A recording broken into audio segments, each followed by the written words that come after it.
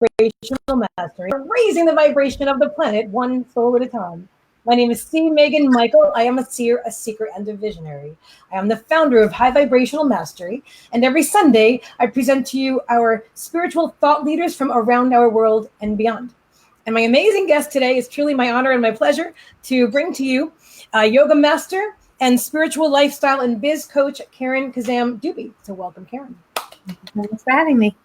You're very welcome. Okay, now I'm sure it's live. Let me just go check on the page. And if it was live a moment ago, oops, there it is. Now I see the word live. That's what I was looking for. Okay, perfect. All right, what I'm going to do is start. Okay, there we go. That's the norm, that I see some numbers, some people starting to come in, and so I didn't see it before. I didn't think we were live. All is well. Welcome, everybody. I don't see any names yet, but do say hello. Do say hello. And I am going to start sharing this out. And I'm really excited because I have a whole bunch of stuff. I normally go and I do, and I will go intuitively and, be guided through our conversation. But I'm so glad that we chatted today. It was really exciting connecting with you. I haven't seen you. Do you have a picture of when I met you by chance? When you knew me since I was a really little girl, but yeah, exactly. That's what I mean. You guys have to see. I've known Karen since she was a little girl. Now, granted, I was a little girl too, but she was littler. I was really good friends. My best childhood friend is her sister, Beverly. And some of you have seen Beverly, not seen her live, but seen her in the chat in a different live that I had. And I did a reading for her one night. Anyway, and so Karen was a little girl.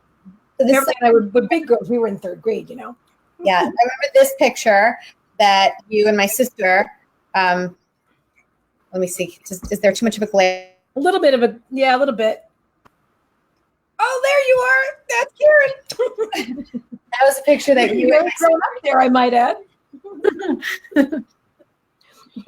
I got to play dress up teenager with the help of you and my sister. I love it. Karen just showed me that earlier. I don't remember taking the picture with Beverly, but I can totally imagine that we did that. Yeah. We did a lot of things, your sister and I. We used to write plays and everything. Anyway, I'm so glad that you're here. We have so much to talk about. So let me go ahead and start sharing it out. Oh, Jennifer Williams says, hello, lovely ladies. Hello, Jennifer. Yeah. Hello, Christy. How are you? Great to see you. Hello, Tracy. Hello, Michelle Clausen. All right, I'm going to start sharing it out. And as I mentioned that I would do, because I always do this, I'm going to ask you a question and have you start answering. So while I share it out. And I would like to talk about, okay, so I met you. You were a little girl, right? Like 5. And here you are today, an amazing yoga master and an Ayurveda health practitioner. We've got to talk about that. I don't know much about it yet. I'm excited. A life coach, and there's so many things. And so can you give us a little synopsis of how you got from there to here?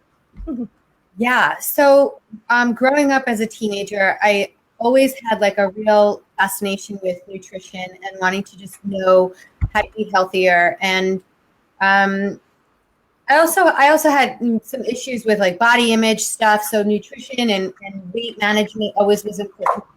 So I went to college. I studied nutrition and psychology. Those were my 2 passions. Mm-hmm. And then I opened my own practice. I was practicing private practice in nutrition and also in hospitals. I did clinical rotations for a bunch of years. And then I had children. And while I was like on my leave professionally to be more of a mom, I started practicing yoga. And so in my late 20s, I was practicing yoga. And really it went from something I just did as a personal pursuit to something I just felt called to do. So I started really studying formally in yoga, and I've never stopped since, about 20 years now. Wow. That's amazing. And those of us who are in, those people that are in my group, you're in the group too, and High Vibrational Mastery, the group have seen, can you hear me? I don't know if I can. Oh, there you are. I'm sorry. I'm sharing it out and there's a lag time. So on Facebook, you were still talking. I thought, oh no, I'm talking over her. But okay, I just totally lost my place there. Anyway, please continue. Just keep sharing. Okay, so I've been studying yoga and teaching yoga for about 20 years now, and also practicing as a nutritionist. And then sometime during the process of that, I started learning the sisterhood science, which I'll definitely talk about more in depth. But the sister science to yoga is Ayurveda, which is medicine. And inclusive of that is a lot to do with nutrition, and nutrition as our source of medicine. So it felt really full circle to then become an Ayurvedic practitioner. And I formally did my trainings, and I did my internship working in hospitals in India. And so it just felt like a continuum of my journey on nutrition and yoga and mindfulness. And then with that grew my whole interest in really becoming a life coach and learning all the different kind of parameters and ideas and modalities of mindset work. I love that. And that includes NLP, am I right? That includes NLP, which I'm fascinated by that. Neuro-linguistic programming is really a huge source of communication on how to communicate better with yourself, how to communicate better with other people, and how we can use our techniques of speaking and our behaviors and our belief system to change patterns of behavior. So it's actually changing the neural pathways on which we can tap into the subconscious mind and change our behaviors and our patterns and like all different kind of unwanted or unserving habits that we formed. Those are deep rooted into our subconscious. And NLP, or neuro-linguistic programming, really is an opportunity to dive deep into that. Wow. I didn't realize. Isn't that like, are you familiar with Dr. Joe Dispenza? Sure. Okay. Well, he talks about changing the neural pathways. Yeah. It's forms of NLP training. Absolutely. 100%. Wow. Yeah. So really cool. Brilliant man. Pardon? I didn't hear you. Brilliant man. Oh, I completely agree. I'm really excited. I love his work too. And you've seen Tony Robbins, right? You've gone to. Oh, I love Tony Robbins. I know you do. But you actually went to see him live, am I right? Yes. That's awesome. I've done trainings with him and his coaching programs. I really love Tony Robbins. I'd say he was definitely one of the forefront people that got me into the whole entire life coaching realm. Mm-hmm. And then through another coursework or following other people, mentor masterclass, I developed a little bit more of a feminine influence to what he's very strong and very masculine dominant, very alpha. And I love it, but I also wanted to soften it with more of the feminine energy as well. And then I did formal training mentor masterclass. Was that Janine Yoder? Janine Yoder, yes. Excellent. Yeah. I follow her because you suggested her, and yeah, she's quite amazing too. Yes, for sure. So I'm done sharing it out. Would you like to share it out and I'll talk for a minute? I've already given a lot of the shares to the people that I think that are going to be tuning in. So I don't know how to do it like now that I'm on here. So I don't want to like mess this up. You wouldn't be able to do it through Be Live. You'd actually have to use a second device like your phone and go to Facebook and find the live stream on High Vibrational Mastery or the group, or not in the group because the group is private, but on a public page like High Vibrational Mastery, and then share it from there. You could share it to, I promised Beverly I was going to share it to her inbox too, so I will do that. Hello, Brandy Monique. Hello, Jamie Schaefer. Welcome, everybody. We are so glad that you are here. So many amazing things to cover. Luckily, Karen said she can spend 2 hours with us today. So I almost sent this live stream to you. I meant to send it to, all right. Where it is. Let me just do it up this way. There. Now I sent it to her. Okay, cool. Cool. So, all right. So this is fascinating. All right. So there's so many things, but I want to go to, hang on a minute. Let Spirit take me somewhere. Where do we want to go first? The spiritual side of yoga. That's what they want to talk about first. The spiritual side of yoga. By the way, first let me ask you: Did everybody see the promotion that I created with Karen's images on it, and also the advertisements with Karen doing yoga? I don't have a way to show you right now, but if you haven't seen it yet, you really have to see it. Maybe we should just go touch on that a little bit first. Okay, so you do what you do predominantly with all those amazing. I don't know how to do that, but your incredible poses, right? Now that is looks like it defies like all logic. Like how could a human actually twist in those positions? So how do you do that? Let's talk about that for first. I think it's important to cover that. I shared all those beautiful pictures of you. Thank you. Well, first I want to say that that is not a prerequisite to practicing yoga, to do all of these advanced postures. In fact, as I've gotten older and I work with different populations of people, I respectfully teach them that they don't need to do all of that to really experience the amazing benefits of practicing yoga. There's many styles of yoga, many lineages. I have always practiced or predominantly practiced what's called Ashtanga yoga. And there's two different kinds of Ashtanga yoga. There's one which is the style, and Ashtanga yoga, the umbrella for all yoga is called Ashtanga yoga too. Meaning in the authoritative texts of yoga, called the Yoga Sutras, there's what's called the 8-limb path. And the 8-limb path of yoga is not just postures. That's like the third limb. There's 1 through 8. And it's breath work, it's concentration, it's a mindfulness, it's going to the different stages that take you progressively towards what's called samadhi, which is enlightenment. And so the asana practice, the postures, the physical structure of postures is only one limb. And many people can practice yoga without having to do the physical practice at all. It's just helpful. So it's a tool to help get there. So what it does is it's kind of like the physical practice is this bridge or this conduit that helps your mind and your breath and your body, the physical, mindful, and spiritual aspects all kind of create this cohesive energy. And then you can sit better. If you tell someone to sit for meditation and their body is so rigid and so uncomfortable and has so much pain and inflammation and inflexibility, it becomes not impossible, but much more difficult to ask them to sit comfortably for a lengthy period of time to just meditate. So the use of the postures is a helpful tool to help be able to sit more comfortably in your own body so that you can be prepared for meditation, ultimately.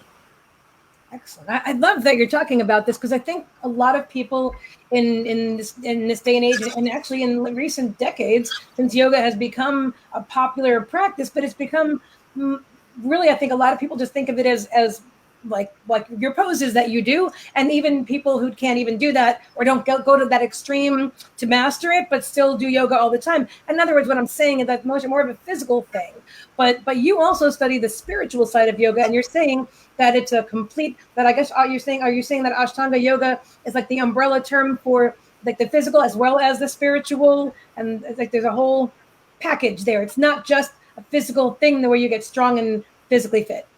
Yeah, so Ashtanga, by definition, the word broken down, Ashta is the number 8, and Anga means limb. So it's an 8. Is it Sanskrit? Is that? Yeah, it's in Sanskrit. It's an 8-limb path. And then there's also the style of Ashtanga yoga. Now, Ashtanga yoga, the style or the lineage, I would say yoga was a falling science in India, and this gentleman named Krishnamacharya was the man who resurrected yoga in the Eastern world, and then he and his predecessors, they brought it to the Western world, and so he taught a few different teachers who became like the pioneer fathers of yoga in Western culture.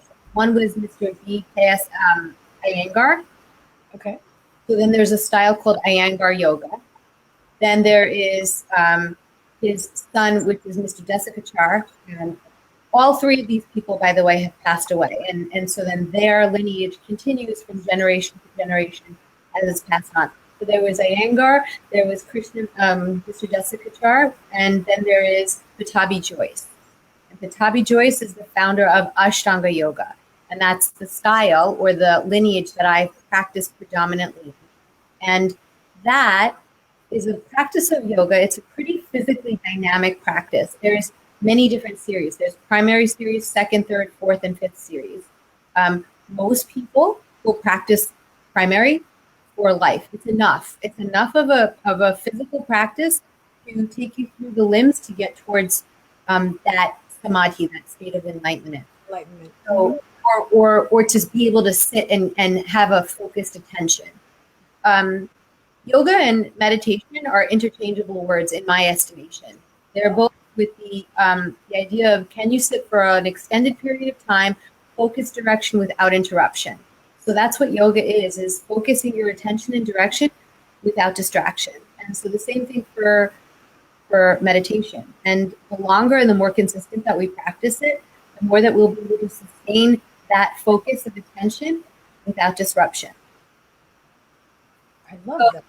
Ashtanga yoga, the style, in those different series, as practiced in its authenticity, is you have a teacher, and the teacher will teach you some postures, and then you'll practice those every day. And then when you become, I say this open-ended because I don't like to say masterful, because it's really not about mastering the posture. But when you can do the posture and have what's called sthira and sukham, which is strength and softness at the same time, when you can balance the challenge on a mindful, on a pranic, which means your breath and your body, you feel comfortable in a posture, then you're ready to take on the next posture. And so the teacher will, over time, give you more and more postures in the streamline of the sequence. And so your practice becomes longer, your stamina becomes longer, your concentration becomes longer, and your breath becomes more profound. And so it builds over time. It's not that you get a new posture because you graduated towards it and here you go, you're on to the next level. It's because you've actually achieved the criteria of mind, body, and spirit to take on the next posture. Thank you. I love that. And I want everybody to know that Karen is definitely going to leave us with something today for you to take with you about breath work. So stay tuned until the end, because you definitely want to take this with you and work on this yourself. All right. I'm very excited about that too. Also, I know, okay, so I don't know much. So let's do this. So, okay, so that's, I understand the basics now. Actually, so I watched a documentary on Gaia about yoga too, which was really quite amazing.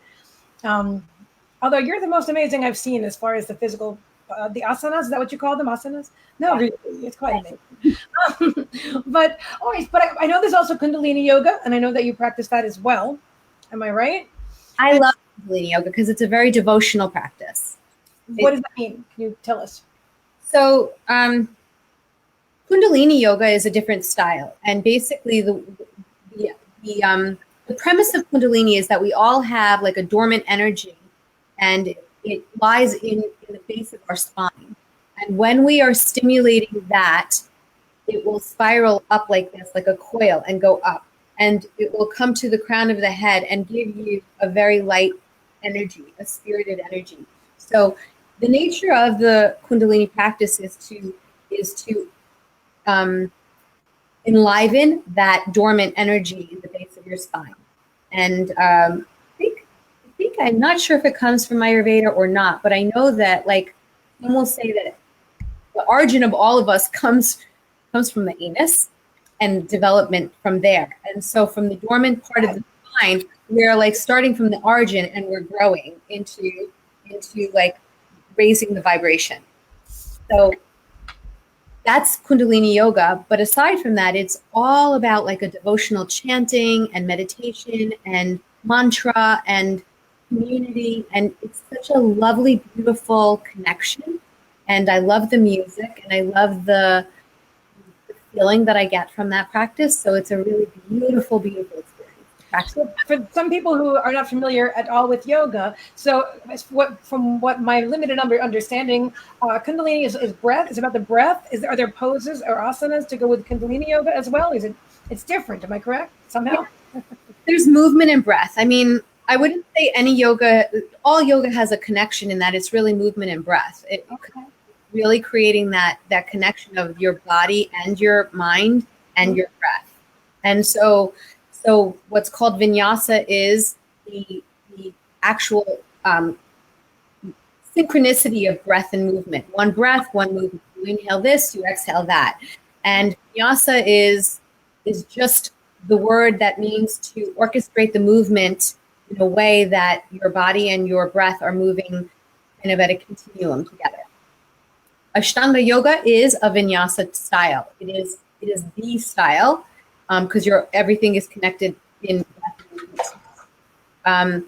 Iyengar style, also like I mentioned, that style is also breath and movement, but they don't move as quickly. They stay in postures for a really long time and work on alignment and form and build the strength from staying in something until if it's uncomfortable, stay in it until it becomes less uncomfortable. Oh. I wanted Magdalena Rose. Hello, Magdalena. Welcome. She says, I just tried the Kundalini yoga. It is interesting. Yeah, very interesting. It's fun. It's very community oriented. And Jennifer Williams says, yes, I'm always in pain with my lower back, so my posture is bad. I sit wrong because it's less painful. Is there anything that you can say to that would be helpful, Karen? Well, without diagnosing when I don't know any pre-existing kind of conditions, etc., I would say a lot of times lower back pain or lower back discomfort is super common. Often, not always, but often, it has to do with really connecting to the core strength, like your kind of either energetically like the lower chakras or just physically building the strength of your core. So things like plank posture, if you can just hold in plank posture and build that from a couple of seconds to a little bit more over time. The more you build your core strength, the more valuable it is in protecting your spine. I love plank. I do that all the time because that's something that's important to me to tighten my core. And do you also? I find I don't do yoga messes in it anyway. I do whatever I need to do to get fitter. And anyway, so what I'm trying to say is like to use the front muscles, okay, for example, today I was at the gym and I did the Roman chair for my back, not yoga, of course, and then also like the plank and crunches for my abs. And from what I understand, I used to be a bodybuilder, so when you tighten the back and the front muscles, I don't know, am I saying this correctly? Then it helps you with your posture. I'm working on that for myself right now too. Like, does that resonate at all with you? Well, if you think about it, I mean, we have a skeletal structure, and then around it is all, we have muscles. And if we're strengthening the muscles that are supporting the skeletal system, or we're able to sit taller, we're able to sit more comfortably with a stronger engagement of the muscles around the skeleton. So for sure, it improves your posture. But I also think that range of motion and building end strength range of motion is important. And that's not necessarily something from yoga that I know. I know this from from functional movement classes and so forth, because I really like anatomy. So we could be strong if we have our arms like here, like maybe at shoulder height, but can we build strength by raising them up here? So you're building range of motion and you start to hold a weight here so that you could build strength with your arm up. Any body or any movement, you want to not have strength just in the movement, but have strength even in a bicep curl. Maybe you can curl your arm up and down, but can you hold it halfway and build strength in different ranges? Oh. So that's really what helps to minimize injury, is building strength in all ranges. I've never heard that before, Karen. That's so brilliant. I love that. I love that. All right, cool. And I hope that helps you out a little bit, Jennifer. I hope you're feeling better. I was having back pain too, which is what got me back to the gym. And also that I'm very blessed with this amazing guest today. And I was inspired, as I was doing all the artwork and creating the graphic arts with their beautiful images. I'm like, I want my body back. You know what I'm saying? And I want to just touch upon this briefly because I think it's important that it really kind of threw me today, even though I know that we're all human and we all have our own things that we struggle with in life. But considering everybody's already seen what you look like, and you told me that you had body image issues when you were younger. Is that true? It's so true. So guys, anybody, I'm saying these are just our physical bodies, and we all come here with some kind of things to overcome. But yeah, done with your life and your body, right? I was never I was never really heavy, but when I was a young teenager, and all of my girlfriends were able to eat whatever and not put any weight on, that was not the case for me. And so we would all hang out together, and I was gaining weight and they weren't, and I was getting more self-conscious about it. And yeah, I had a lot of challenges with body image and body dysmorphia and eating disorders and so forth. And I think it was because of that I really gained much more of an interest in wanting to help myself, because I did more of the conventional therapy and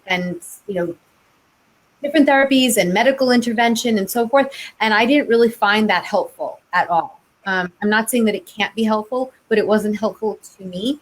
And so I needed to figure out a more holistic approach that I didn't want to live like that anymore. Excellent. Thank you. And look at that. So these challenges, you're a perfect example. This is a perfect example in your life of how something that was a great struggle for you, how you overcame it and then mastered, what it took to overcome it. I mean, I just think that's brilliant, and the way you inspire others. Yeah, definitely. Thank you. Thank you for sharing that. And let's see. Jennifer Williams says, I just saw the post in your group, Megan. I'm 45 and I've never tried yoga. Is it too late for me? Never too late. Never, never, never, never. Never too late.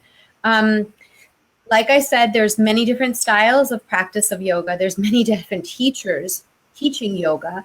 And I would say it's important to give it more than one try, because sometimes people will take a class and not love that experience. But if they tried several, there's probably a teacher that you would resonate with and can teach you how to do it by yourself even. I don't think you need to go to classes every day to experience yoga. I think you need to have a teacher who can teach you tools of yoga, and then developing your own practice is really, I think, the art of it. I mean, you can go to classes all you want, but they're giving you an experience. But to really own your practice, it should be able to be done in the comfort of your own, because it's you and yourself, really. Thank you.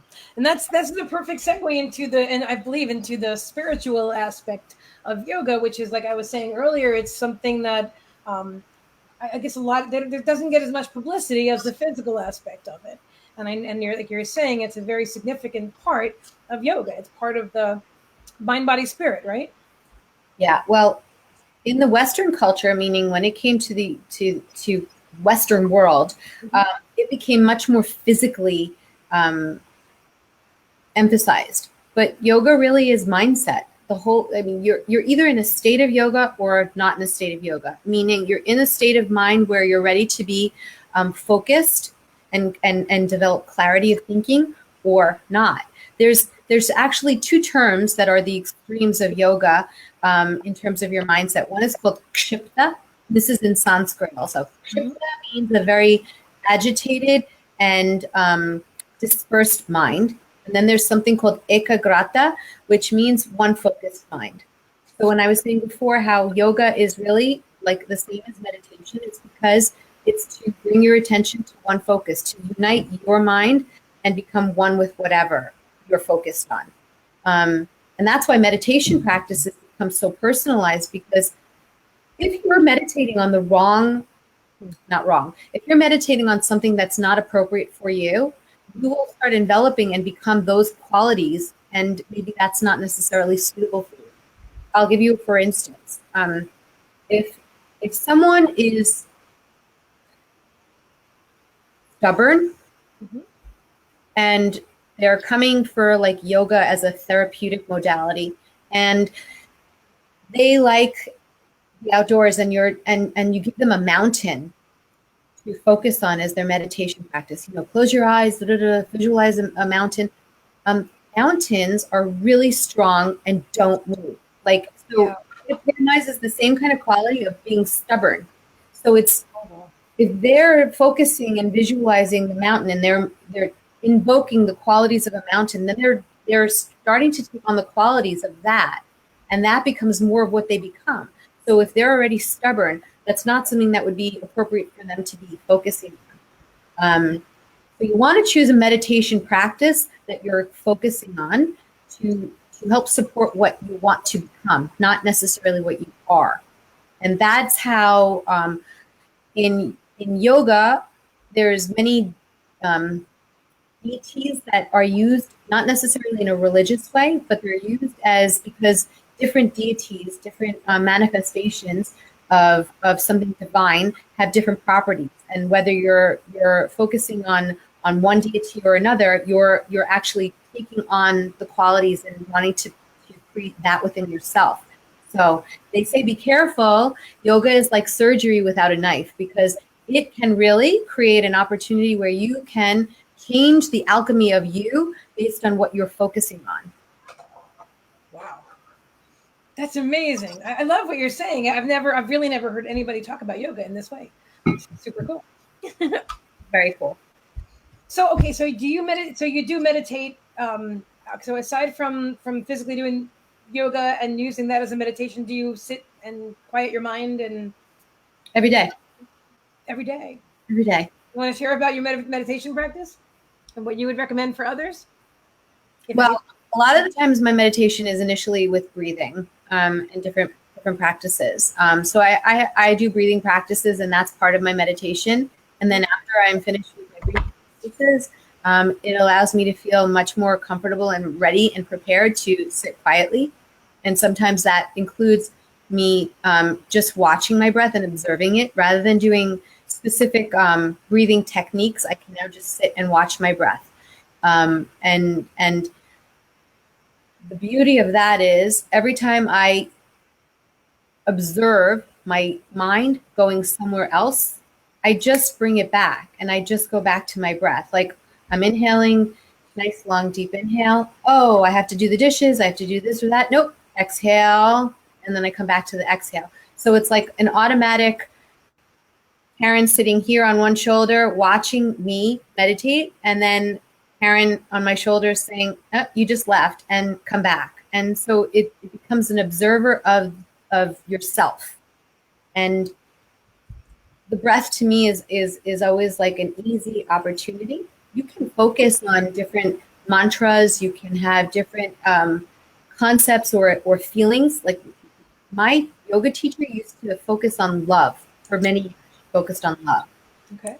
So that was something that worked for her. For me, it's a little abstract. So I like to focus on either a mantra or just my breath. Do you have a specific place that you meditate? And the reason I'm asking that is because I've learned from myself that if I try to like sit here in this chair and meditate, I have a really hard time because I'm always working in this chair and I'm doing everything here. But if I move myself like to another location there, I don't do anything but meditate there, I can go like instantly, like I'm just gone, which is because I've been practicing for a while now, but I do have a harder time, in certain places than others. Do you have anything like that, or do you can do it anywhere? I do. I have a sacred area that I do my yoga practice in, and that I also have an altar. And creating a sacred space is really important.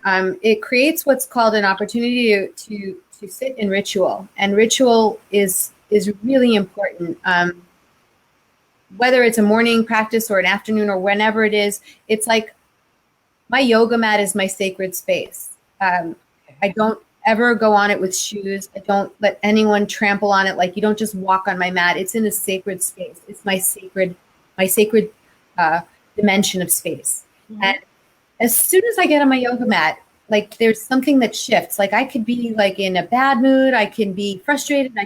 I get on my mat and I just take my breath and it changes because I've already conditioned myself that that's that place. And so when you have an altar or when you have a sacred space that becomes your meditation area or your quiet area or your spiritual space, it's different than a work environment. And if you're able to meditate while you're in a work environment, great. And you can start to become better at that the more that you practice, where you can meditate when you're standing in line, and just put yourself into a state of consciousness. But to have a sacred space to practice in is a beautiful opportunity. And there's a couple of things that are really nice to inspire that. One is something from nature, something alive, whether it's a plant or a flower or a bird or something, a live bird, like if you have a bird. Cool. No. Bird. Something that has prana, which is vitality, a life force, is really important. If prana the same thing as chi? I would say they're pretty synonymous. Yeah, prana and chi are two different words that are one is just more from a different, I guess they're just in different areas. One is from more of the Chinese medicine. Yeah, that's what I'm thinking. Mm-hmm. Yeah, and one is more from Eastern, India area. So prana or chi. The second thing to have is it's not necessary, but it's nice if people are inspired by the energies of crystals. Yeah. You're talking. You're preaching to the choir here. I know. I bet you everybody watching right now has crystals in their house. What kind do you have on your sacred space? I always have a lavender, um, and I have a quartz, and I have citrine also. I like citrine. Oh, I don't have any citrine. I wonder why. I don't. Citrine is yellow, right? It's like a yellow orangey color. I like that. That color really resonates with me. I don't even know why I don't have that. And even my energy, my spiritual art paintings that like Elaine Thorpe did for me, they have yellow in them. The other one's on my wall. Yeah, and I don't have any citrine. I don't have to get some. And I also have like mala beads a lot. Like I used to make them. I don't really make them so much anymore, but I buy like really good quality gems, malas, and I make mala necklaces out of them and wear them. And then also they're nice to use as a meditation too. So another technique to use is like kind of like rosary beads. You move one, you put your fingers on them and you sort of glide them around like a circle like this. And so this way, if you were doing like a mantra, mala beads is a longer. I don't have any. I have my little beaded my hematite neck bracelet. Yeah. It's a long thing, right? And you just sit there and do that. The reason why you do that is because this way you don't have to count. Like if you're doing mantras, repetitive mantra, it's called japa.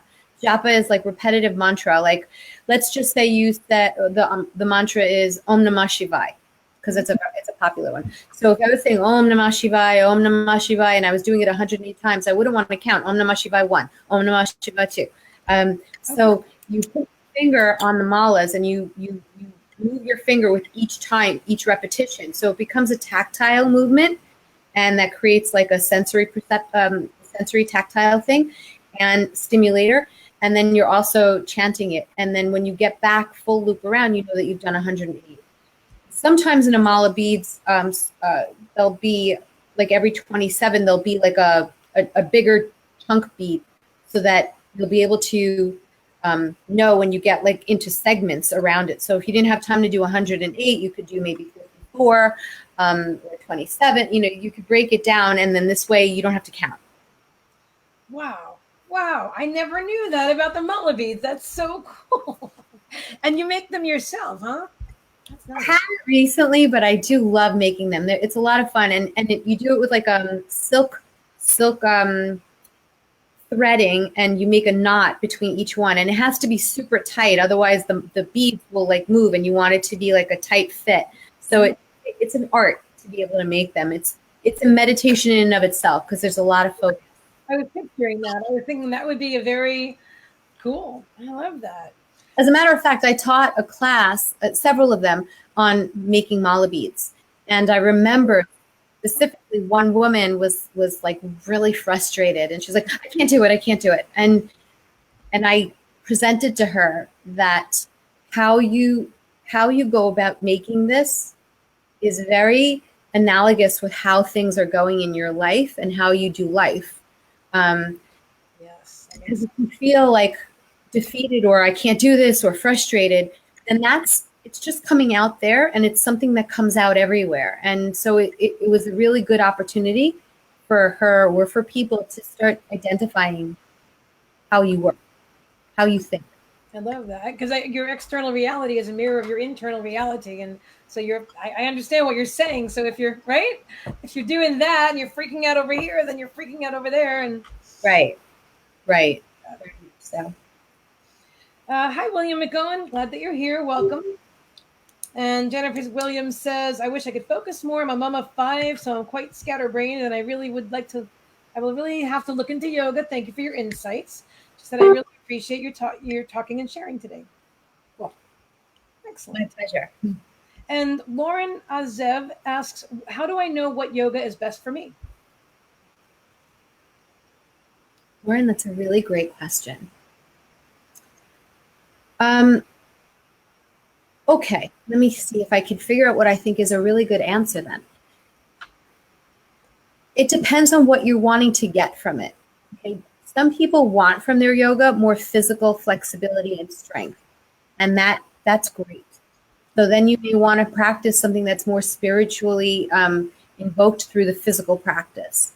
If what you want is more of something calming and gentle and relaxing. Then there's restorative yoga, which is much more peaceful and using props. That it's called active passive range because it's like, let's say you don't do back bending, but you want to be in what's called like a back extension. You can have a prop put underneath of you and lay down on it. And you're now laying down on this bolster, and it's putting your spine into this extended position, but you're not having to sustain it with holding yourself up in your arms and your legs. And so restorative yoga is an opportunity to relax into a posture, and it over time, by sitting in it for several minutes at a time, will start to release, like it gets deep into the fascia, the tissue layers, and then you start to let go. And so that's another style practice. It's called either restorative or yin yoga. Very beautiful. That sounds real. So there's it depends what you want to invoke, Lauren. It's if you want a strong practice, there's many different kinds of physicalities of it. If you want a mindful practice, then something more like Kundalini is very spiritual and very community oriented, like I said, but it's also stimulating. Then there's alignment if you want to get more flexible and more strength building. There's the Iyengar style. Then there's a whole host of different vinyasa styles. Iyengar. It's spelled I thought you said anger. I'm like, what? Iyengar. Anger. Thank you. Not anger. Anger style yoga. I want to know about that one. And then there's acro and partner yoga, things that are a little bit more fun. And what's kind of interesting and fun about that is when you have a partner, you're relying on some factors of trust and balance, and a real partnership. So it becomes an energy that you share with someone rather than just your own, because you have to rely on the give and receive end of that part. I hope that answers your question a bit. It depends on what you're seeking in your yoga to really determine what you want to start practicing. All of it is for the end purpose of feeling happy and good and healing yourself, like mentally and physically. I would say that for sure. That's so significant. I think that's another thing that isn't really widely known, actually. Do you know when a few years ago I was diagnosed with stage 4 cancer, whatever. But in the hospital when I was getting the chemo, they had free yoga classes, and so I took one. I mean, it's about an hour away from me, so I didn't get there all the time. But I just thought that was very significant that in a place where they're working on healing you, that they're offering free yoga classes. That's how significant it is to your well-being. So true. And then there's also healing yoga therapy, like yoga as a therapeutic modality. I did a teacher training program in yoga healing therapy for a few years, and it was really beautiful, where you work with a teacher to give you your own practice, and that's what you practice every day. And the movements can be very benign. It's just like just moving. And also for people that have limitations physically or mentally, if you have pain in your neck and you can't turn your neck so far, it's more gentle and more to get you to improve the quality, not to put your legs behind your head necessarily, and be super flexible. It's not about that. Honey Thorn, hi honey, glad that you're here. Carolyn, I just want you to know we're not doing any readings tonight, my dear. Okay? Well, we are talking about amazing things that will help to heal you and heal you body, mind, and spirit. So definitely stick around. And thank you for joining us. Honey, I'm glad you're here. Hello, Janet. She goes, very interesting chat. Awesome. I know. I totally agree. Let's see if there's any more. There is. Okay, so Susan Bloodworth says, hi, beautiful ladies. Hoping all is well. I just took plunge for the gym, so can get time alone for at least an hour, as free care for my younger kids and others now in preschool. She goes, thank you for your help in past and present information.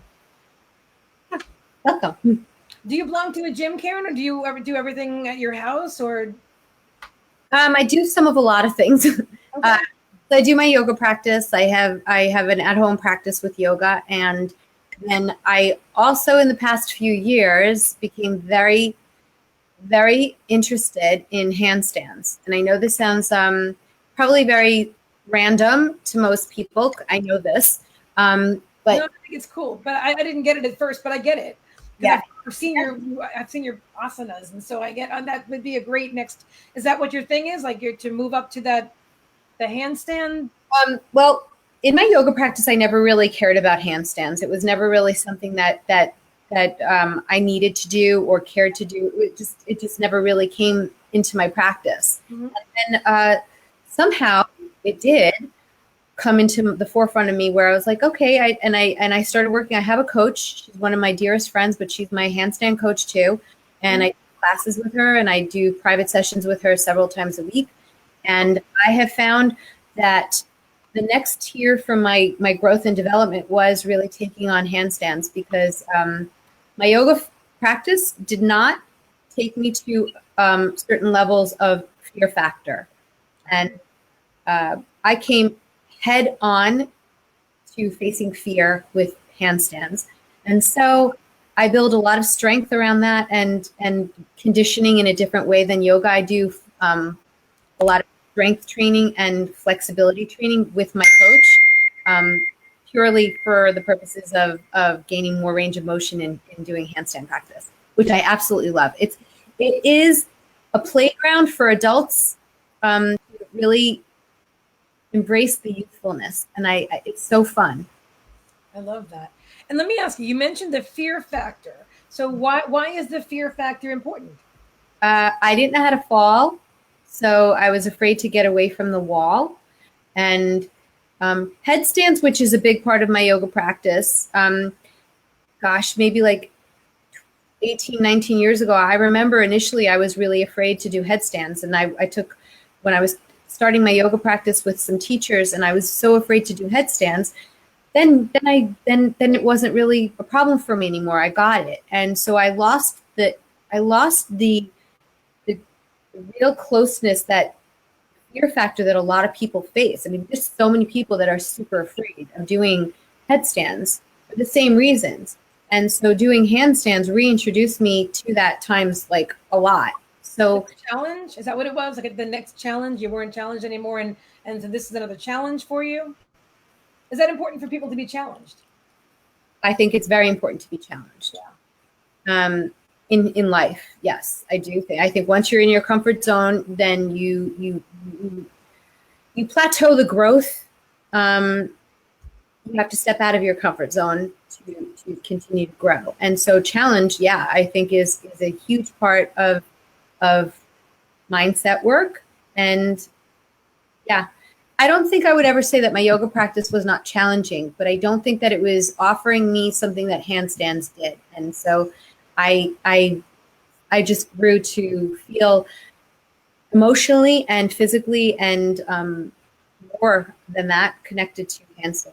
Now that's a huge part for me of my daily practice.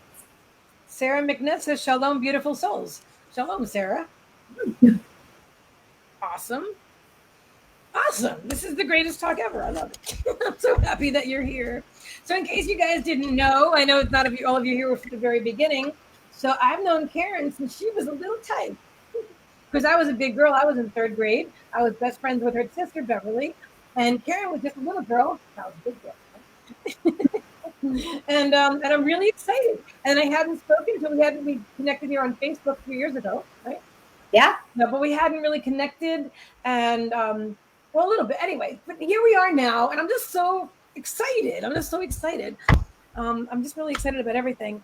You've accomplished so much, and you're moving forward into life coaching. You were talking about life coaching and mindset shifting. Would you like to talk about that for a bit? I'd like to hear about it. Yeah. So like I was saying earlier, that I feel my whole journey has been just a continuum, full circle around. And so in college, I studied psychology, and behavioral psychology was really like something that I loved. And then with studying yoga, again, with mindset work, I really always loved that. And then I became much more interested in the mindset coaching, because I think that yoga is important to become mindful, but I believe a lot of people, to create change, need actionable steps and actionable opportunity, and many don't even understand how. Like, what is the strategy? People get caught up in how to make change instead of why. And so life coaching has really taught me to understand goals and visions and strategy based on your purpose. And if you have enough purpose, if you understand your why of anything that you want to accomplish, then the how really, it almost answers itself. You know, if you want to do something, it's not just to achieve something, but it's to really understand why you want that. Why? How do you want to feel? And I really grew so fond of the teachings of coaching that I went from just my own personal development to studying it formally and becoming a life coach. And I adore it. I love it. I love the whole combination of yoga. And a lot of people say, oh, you're not teaching yoga anymore. I said, no. I will always teach yoga. I will always practice yoga. I am just, my circle is growing, and I've just expanded. That's all. I've expanded into broader ideas of mindfulness. Oop, I can't hear you.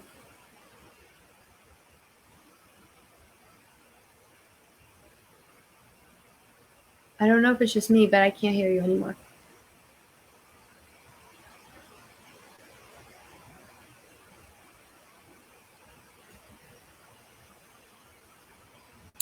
Can you hear me still? I'm not hearing you.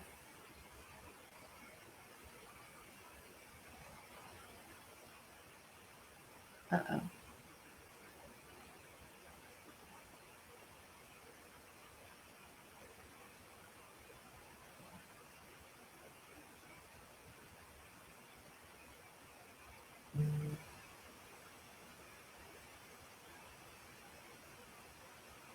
Restarting, believe. Be right back. Okay.